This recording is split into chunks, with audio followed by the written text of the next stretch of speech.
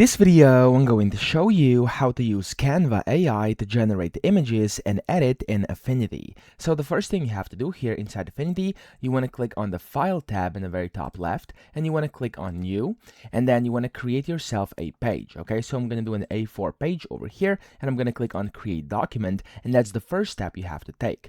Then after this, you want to switch to Canva AI up top over here to open up the Canva AI Studio, and then here on the right-hand side is where you can basically generate your images. Now, keep in mind that you will have to have a premium plan of Canva to be able to do this and to generate these, but it's over here and that's how you can do it. So you can select the generation type, you can do image or vector over here, and then you can just describe what you want to see.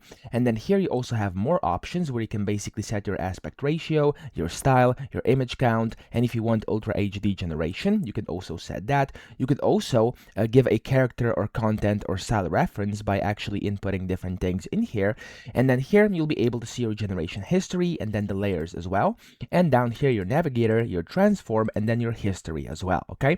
So after you type in whatever you want to do, you want to just click on the generate button and then you'll be able to generate it. But of course, you will have to have a premium paid plan, as you can see over here. So if you don't have that yet, you'll be able to get it by clicking on that upgrade button over here. It's going to take you to their website and then you'll be able to upgrade in there, okay? Of course, there's also one thing I forgot to mention. It says automatically enhance prompt over here. So of course, if you want further accuracy and if you want to kind of enhance prompts, you can toggle this on or off, and that's completely up to you, whatever you want to do. So that's how to actually use it. I hope this video helped you out. If it did, please subscribe to the channel and help me out as well.